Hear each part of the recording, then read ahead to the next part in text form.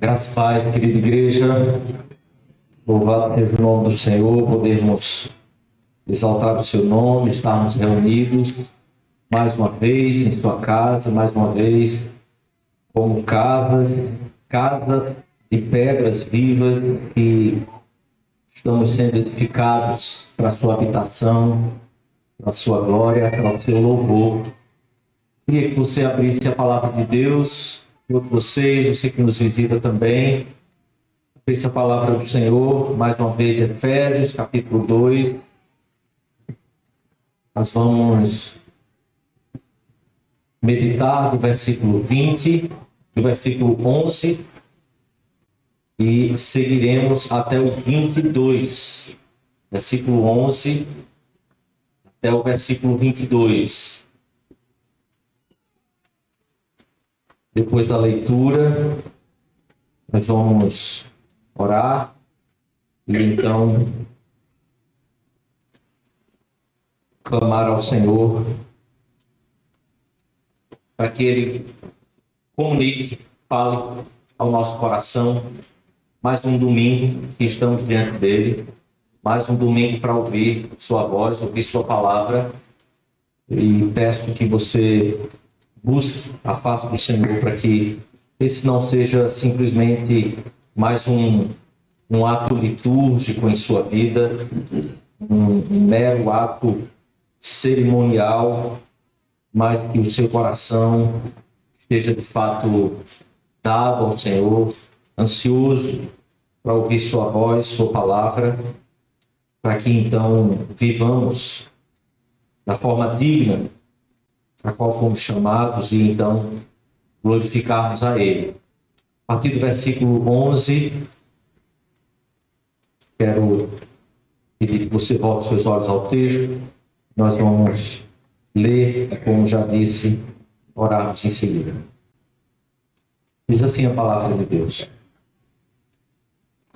Portanto, lembrai-vos de que outrora, vós, gentios na carne, chamados em circuncisão, por parte daqueles que se intitulam circuncisos na carne, por mãos humanas, naquele tempo estáveis sem Cristo, separados da comunidade de Israel e estranhos às alianças da promessa, não tendo esperança e sem Deus no mundo.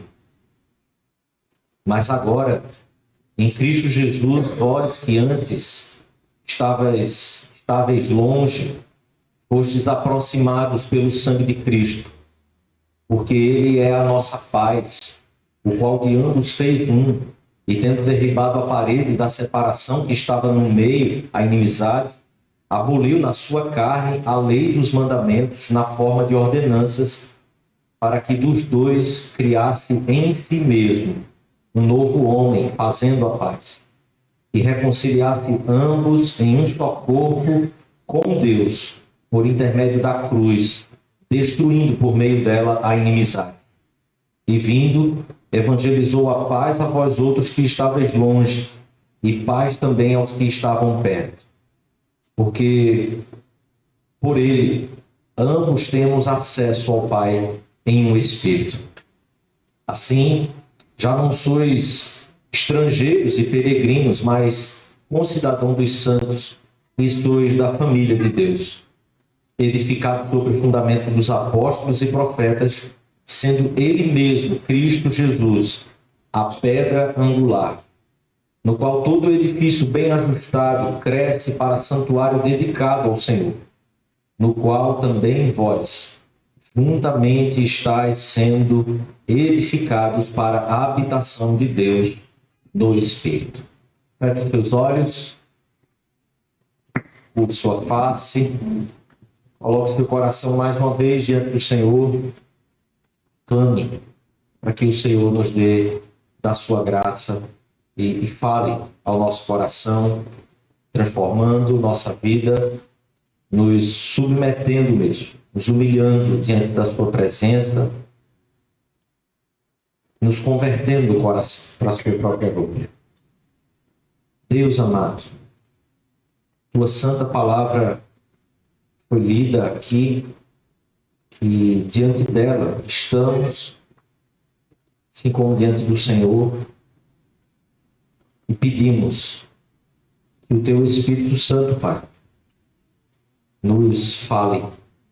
Teu Espírito Santo, por graça e misericórdia, não porque mereçamos, mas porque o Senhor mesmo, em Cristo Jesus, nos escolheu, nos trouxe aqui para ouvir a Tua voz. Em nome de Jesus, então, abre o nosso coração, Senhor, para ouvirmos o Senhor. Fala conosco, para a glória do Senhor mesmo. Amém. Amém. Queridos irmãos, eu quero relembrar aqui, iniciar relembrando. Nós iniciamos então aqui um segundo momento nessa exposição da carta de Paulo aos Efésios, e nós estamos tentando enfatizar aqui essa natureza multiforme da igreja, assim como Paulo traz essa natureza da igreja aqui em Éfeso, ou na carta aos Efésios. Semana passada, então, nós começamos tratando sobre a igreja como esse corpo vivo de Cristo.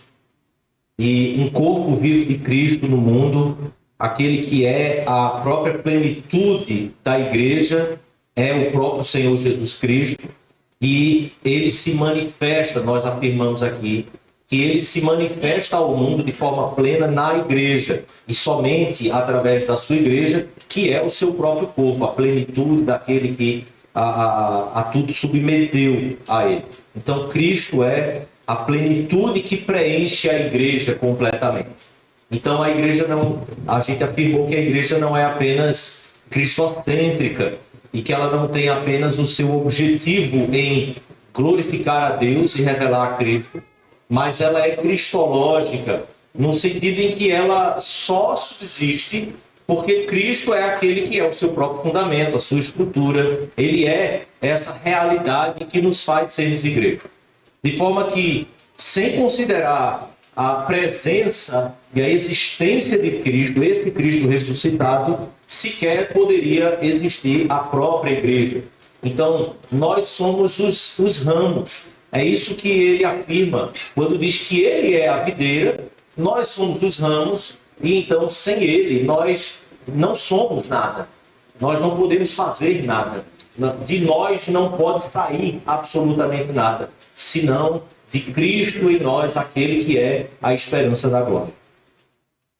Tratando então sobre essa multiforme natureza da igreja, eu queria pensar com você hoje, agora no capítulo 2 de Efésios, sobre a igreja como sendo esse templo do Espírito Santo.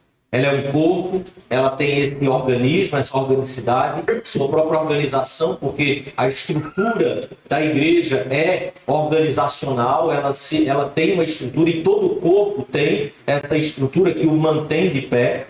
E para a igreja é o próprio Senhor Jesus Cristo, mas agora Paulo também trata aqui sobre a igreja como um templo do Espírito Santo do Senhor.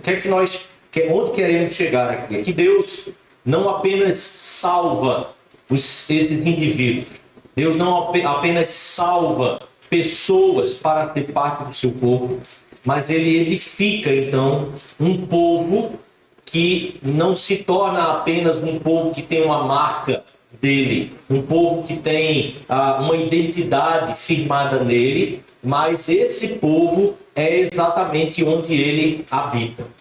E são sobre essas implicações que nós queremos tratar aqui hoje. Então, imagine que nós vivemos em dias, ou alguns dos nossos dias, porque nós também fazemos muitas vezes essas perguntas. As pessoas normalmente se questionam onde Deus está.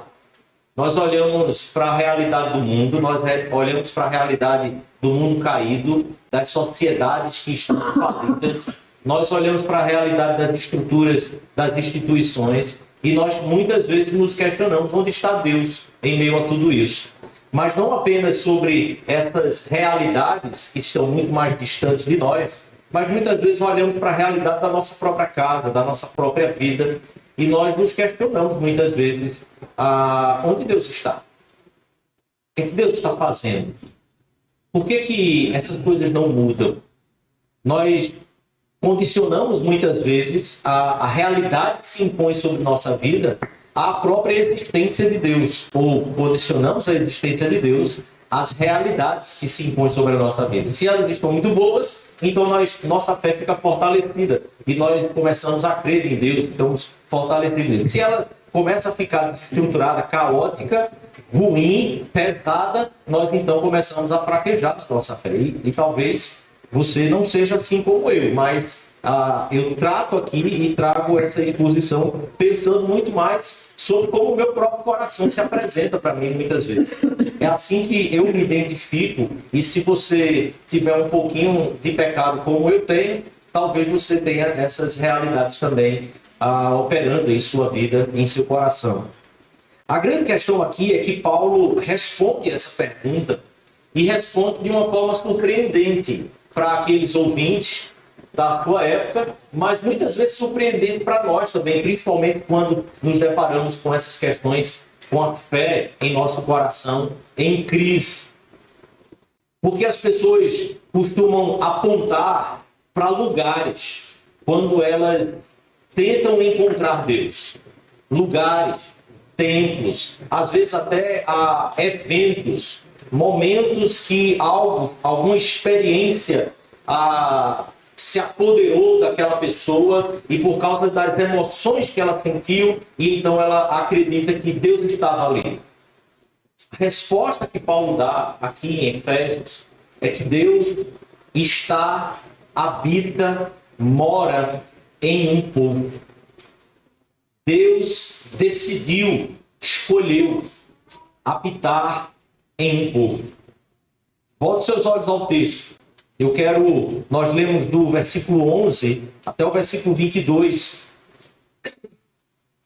Mas eu quero dar destaque, principalmente a partir do versículo 14 e, mais especificamente, a partir dos versículos 19 ao 22.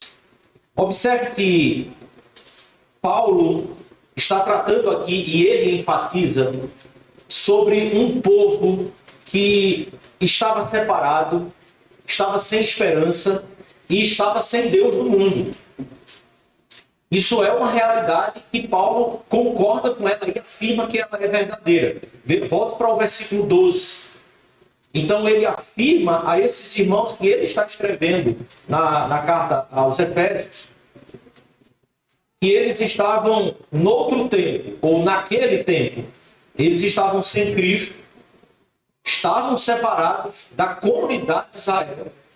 Eles eram estranhos às alianças da promessa, não tendo esperança e sem Deus no mundo. Esse é o contexto aqui daqueles que estão ouvindo a carta, estão recebendo a carta, daqueles que estão ouvindo a carta, porque ela era lida para a igreja. Lembre-se, eles não podiam compartilhar em grupos do WhatsApp a carta do apóstolo Paulo, eles não podiam imprimir várias cópias, porque somente pessoas ricas que podiam ter a cópia de um papiro, de alguma forma que pudesse levar para sua casa.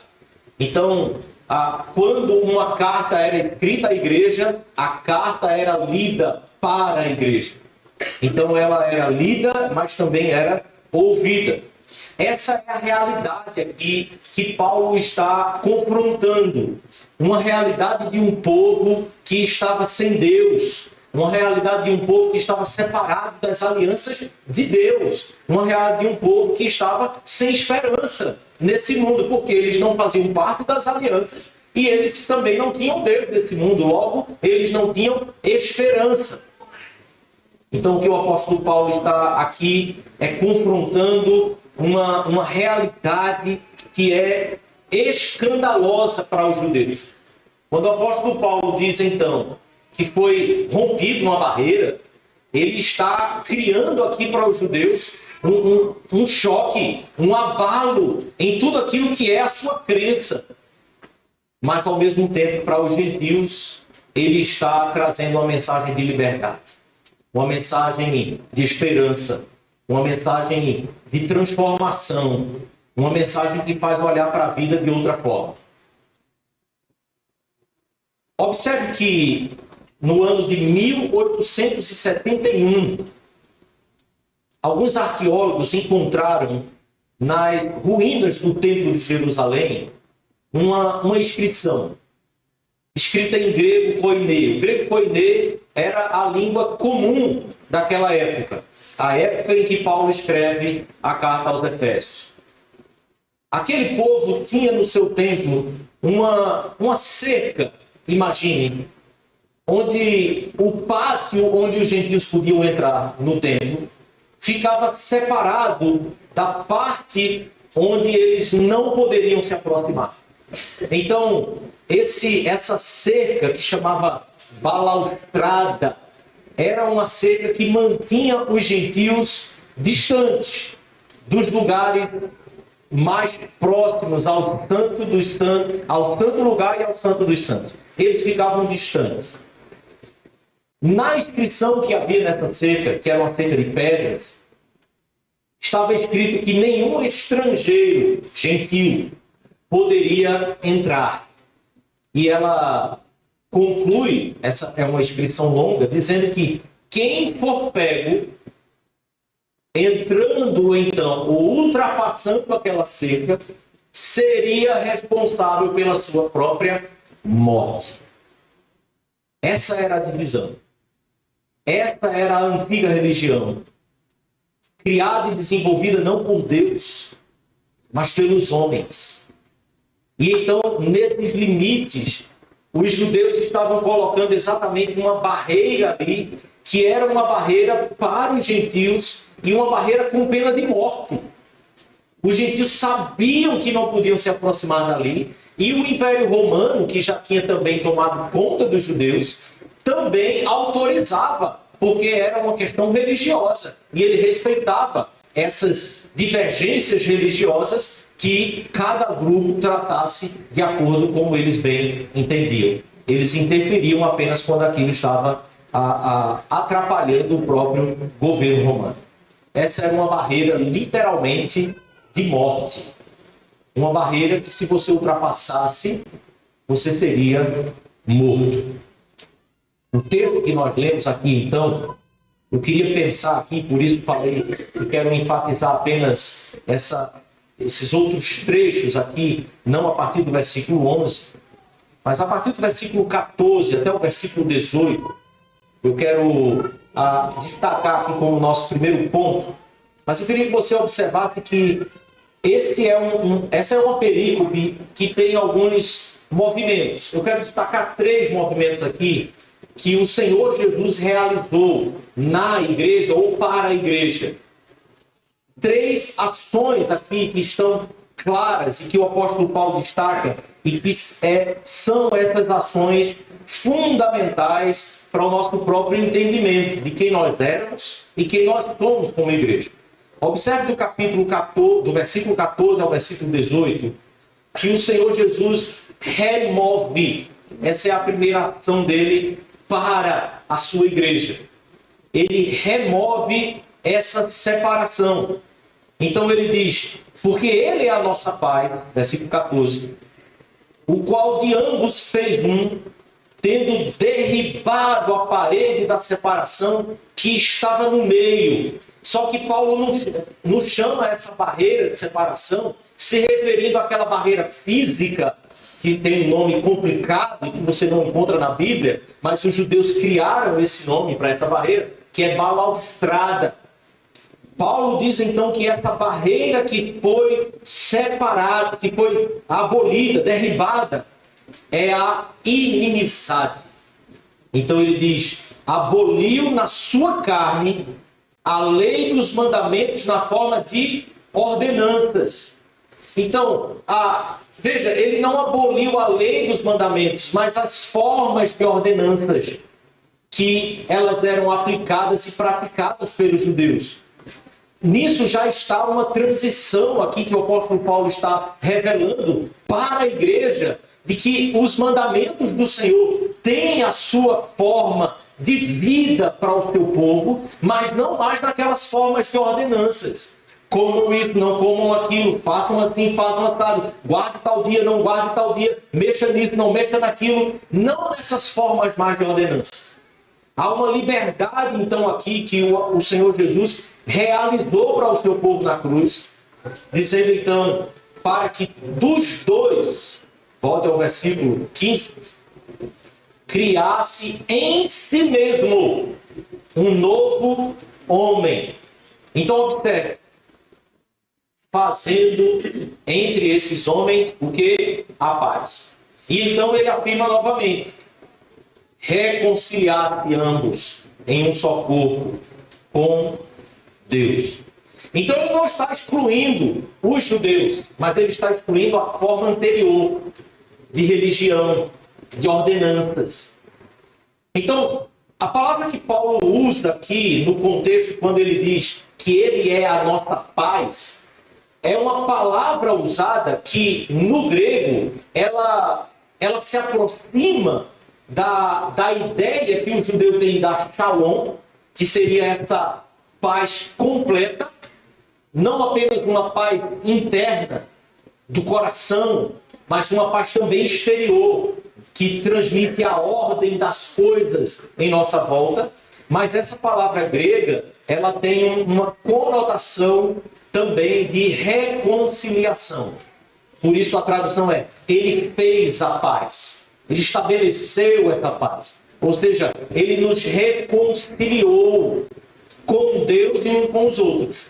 Ele uniu de volta aqueles que eram antagônicos, agora em um só corpo, que é o próprio corpo de Cristo. Por isso Paulo diz, em si mesmo, ele criou um só homem, ou a palavra pode ser uma só humanidade. Mas então, essa remoção que ele faz, removendo essa separação, é uma remoção em que ele destrói. A palavra liusas do grego é uma ideia de aniquilação. Não é só alguém que veio e destruiu a coluna que estava estabelecida e os escombros ficaram ali. Não, ela virou poeira, ela virou fumaça. Ela foi aniquilada. Ela não existe mais. A ideia seria que Cristo não administrou um conflito.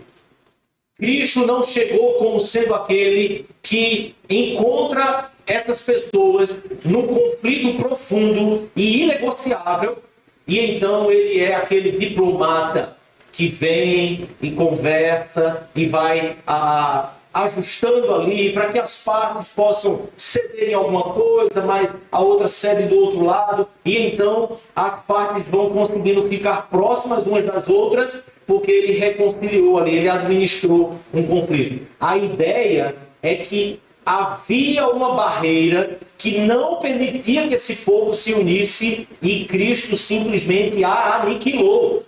Jesus não é um administrador de conflitos.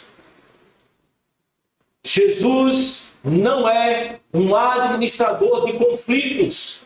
Jesus aniquilou os conflitos. Jesus aniquilou a diferença. Jesus aniquilou aquilo que nos separava. Nós não somos unidos por aqueles aspectos da vida em que nós concordamos. E por aqueles outros aspectos da vida que nós concordamos em discordar. Jesus aniquilou o conflito que nos separava. As barreiras que nos separavam, elas não existem, porque ele fez uma só humanidade em seu próprio corpo. Quero lembrar a você aqui da ilustração de que os gentios não podiam ultrapassar essa barreira. E agora, imagine esses gentios, aqueles que queriam se aproximar de Deus, podendo agora entender que aquela barreira foi aniquilada. E então, a multidão que sempre cercava o muro e que não podia se aproximar, agora ela tem plena consciência. Vocês podem entrar. Isso é muito mais, querido, do que abertura de portas de lojas em dias de Black Friday. É muito mais do que qualquer coisa que a gente possa imaginar. Agora eles podem se aproximar de Deus. Agora eles estão realmente livres para se aproximar de Deus. John Murray afirma sobre esse texto que essa unidade da igreja é resultado de uma reconciliação objetiva realizada por Cristo na cruz. Não é apenas uma ideia, não é um conceito. De forma objetiva, o templo, o véu foi rasgado, o templo foi destruído, a antiga religião é ultrapassada e em Cristo nós temos um só acesso ao Senhor pelo seu Espírito. E em Cristo, um povo é que se tornou o templo e não mais um lugar erigido por mãos humanas. Em Cristo, as coisas antigas da antiga religiosidade, elas não podem ser ressuscitadas, porque elas foram completamente aniquiladas. Isso significa dizer que quando temos divisões na igreja, não podemos tratar isso como uma coisa normal. Não podemos tratar isso como comum.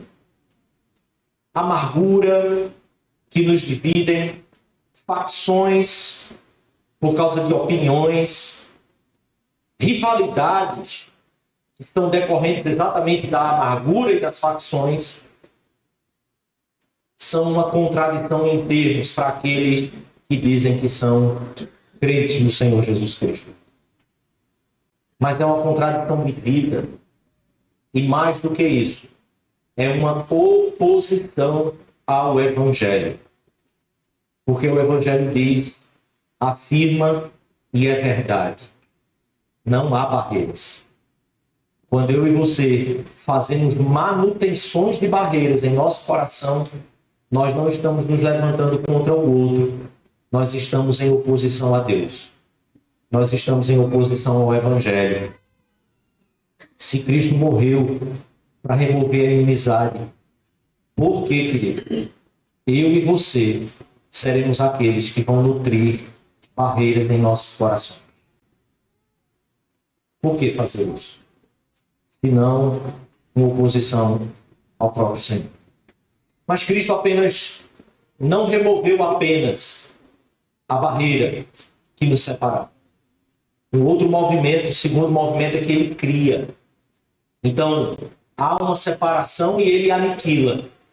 E o segundo movimento, então, agora é um movimento de criação. Cristo criou uma nova humanidade.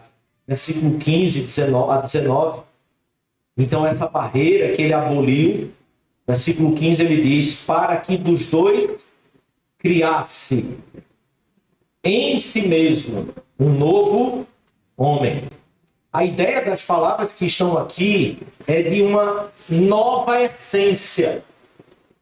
É de criar do nada. O apóstolo Paulo remete-nos à linguagem de Gênesis. É que a igreja, ela não é um aperfeiçoamento moral da antiga religião. O corpo de Cristo não é um povo que foi aperfeiçoado ou um povo que evoluiu espiritualmente. A igreja de Cristo é uma nova criação. Em Cristo, esse povo que estava separado torna-se um novo povo que não é nem gentio nem grego. São crentes. Então, os dois têm que abrir mão da sua identidade anterior. Os dois têm que abrir mão de tudo que trouxeram na sua bagagem histórica de vida. Os dois são um só agora, criado do nada a partir de Cristo Jesus. Em Cristo, uma nova natureza nos é dada, uma nova natureza é criada. É assim individualmente. Por isso, quando você entrega a sua fé a Cristo Jesus, põe a sua fé em Cristo Jesus, você não precisa mais trazer na sua vida, na sua mente e no seu coração nenhum dado da sua história passada que possa definir as suas emoções e as suas ações no presente, porque agora você é uma nova criatura em Cristo. Assim, a igreja do Senhor Jesus, como templo do Senhor agora, não é mais nenhuma referência ao templo antigo. O antigo apontava para o novo, mas o novo é criado do nada em Cristo Jesus, no corpo de Cristo Jesus, na pessoa de Cristo Jesus. Veja, não é uma reforma que o Senhor Jesus fez aqui. E nós, reformados, precisamos compreender essa distinção. No século XVI, o que aconteceu com a reforma? Porque não é uma nova igreja sendo criada. É a igreja do Senhor Jesus ajustando os seus ponteiros, os seus compassos, ajustando o seu foco, voltando à sua essência. Mas aqui não tem uma volta, não tem ajuste. Aqui há uma aniquilação do que existia, para que então seja criado de novo em Cristo Jesus. Mas não seria assim que muitos de nós vivemos? Não seria assim que muitos de nós estamos tentando desenvolver a nossa vida? Seja quando olhamos para a igreja, seja quando olhamos para a nossa própria vida. Aquela constante tentativa de melhorar a nós mesmos. Como se não houvesse uma realidade nova já sobre a nossa própria vida. Querido, cristianismo não é uma religião de que você fica tentando se aperfeiçoar. Cristianismo não é uma religião que diz para você assim, ok, eu abri uma porta para você, agora vai lá, anda. Se você não andar, aí não vai ter chance para você. Agora é contigo. Cristianismo é a religião que diz para você, Deus fez absolutamente tudo o que você precisava para que você fosse uma nova criatura. Absolutamente nada mais do passado. Absolutamente nada mais da tua identidade antiga. Há uma identidade agora em você que se chama Cristo. E Ele é a nossa esperança. Essa é a realidade que Paulo descreve em Colossenses, dizendo exatamente isso. Cristo em nós é a esperança da glória. Então essa é a realidade que se impõe sobre nós, irmãos, e que nós precisamos ceder o nosso coração para compreender e viver de fato essa experiência de vida cristã. Não apenas como indivíduos, mas como igreja. Você precisa viver a partir de quem você já é em Cristo Jesus. Assim a igreja também vive a partir do que ela já é em Cristo Jesus. Então nós observamos coisas que precisam mudar na igreja? Sim, nós observamos. Mas não observamos com aquele peso da morte. Como alguém que precisa melhorar de todo jeito, senão não será aceito por Deus. Porque a nova natureza em Cristo Jesus já está sobre nós. Nós somos chamados para viver uma vida de esperança e gozo em Cristo. Assim como a igreja, assim a sua vida também. Assim como você se depara com falhas ainda em sua vida, mas essas falhas não podem ser suficientes para tirar de você a alegria e o gozo que você tem de viver em Cristo Jesus. Porque Ele te chamou e te escolheu e te amou quando você ainda era inimigo de Deus. Quanto mais agora, o apóstolo Paulo diz em Romanos, que somos já reconciliados pelo seu Filho, pela sua cruz. O fato é que quando nós tentamos viver sempre nessa tentativa de melhorar a si mesmo, como se isso fosse aquilo que nos desse uma aceitação da parte de Deus ou das pessoas, o que se estabelece sobre nós, o que isso produz em nosso coração e o que pode produzir para a igreja como um todo, é um povo ou um indivíduo que vive sob uma constante sensação de culpa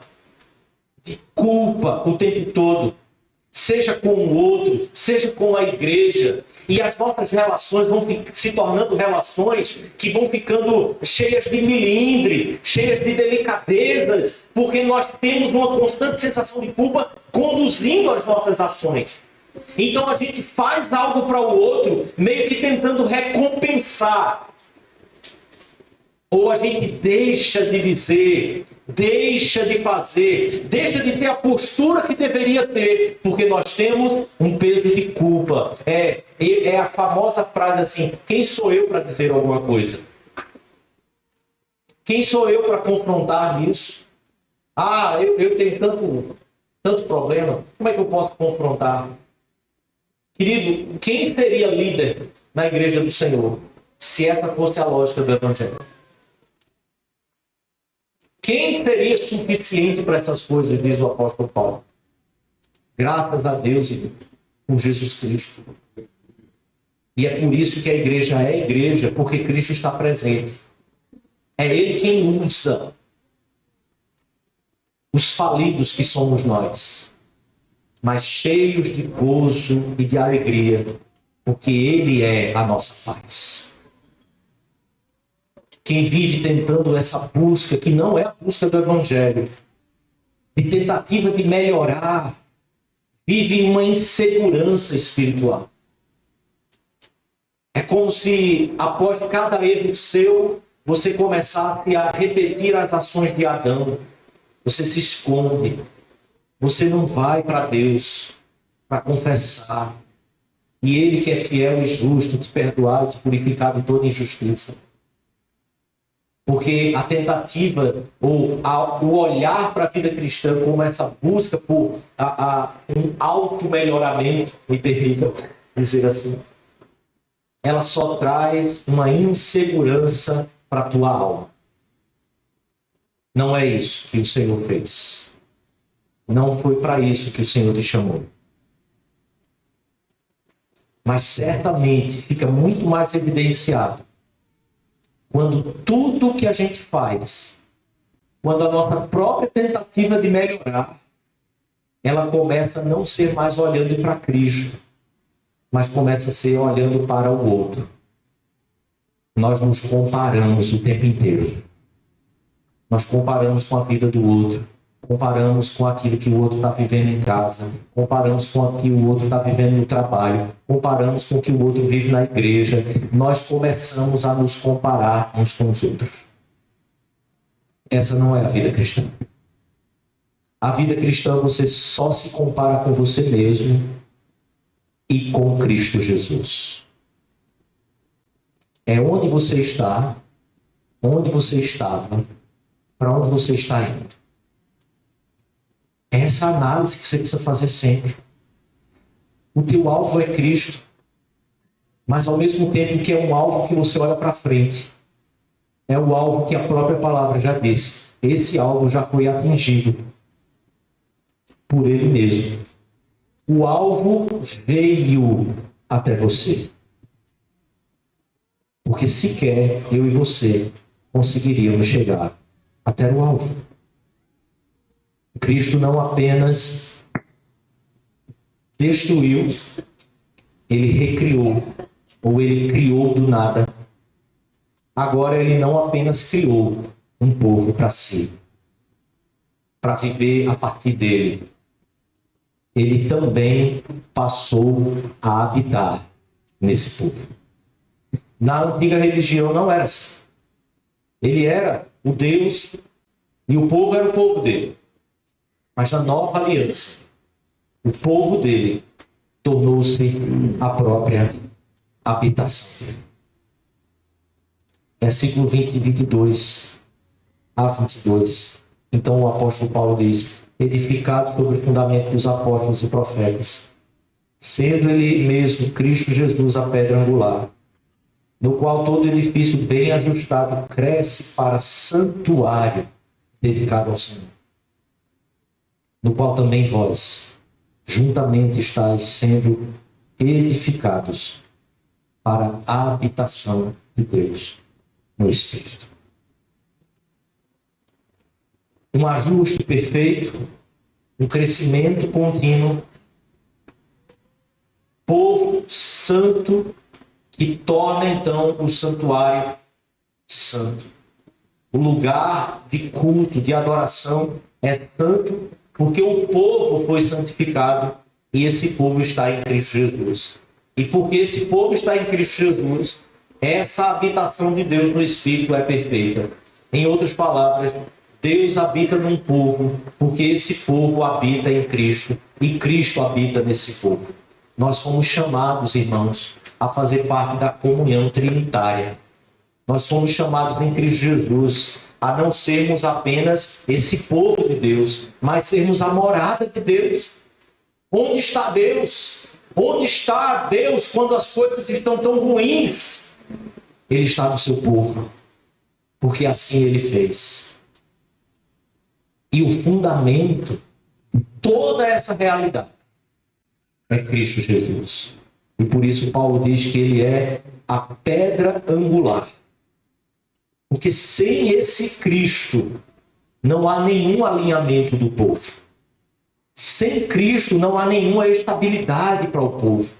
Sem Cristo não há templo. Ele é o Emanuel. Ele é o templo que foi reerguido ao terceiro dia, que foi destruído, mas foi reconstruído ao terceiro dia. Por isso, quando Marcos, eu ia falar o apóstolo Marcos, mas quando Marcos, o evangelista, relata o Senhor Jesus respondendo à inquisição dos fariseus, questionando por que os discípulos de João Batista estão jejuando e os discípulos dos fariseus também estão jejuando. Marcos capítulo 2. Jesus responde dizendo: ninguém põe vinho novo em odres velhos. Do contrário, o vinho romperá os odres, e tanto se perde o vinho com os odres. Mas põe-se vinho novo em odres novos. Jesus e a sua igreja é o vinho novo no odre novo. Nem os discípulos dos fariseus, nem os de João Batista, que estavam na transição. Em Cristo, nós não temos um melhoramento do que era antigo, porque os odres velhos não conseguiriam conter o vinho novo que foi derramado sobre a igreja. A igreja é o odre novo.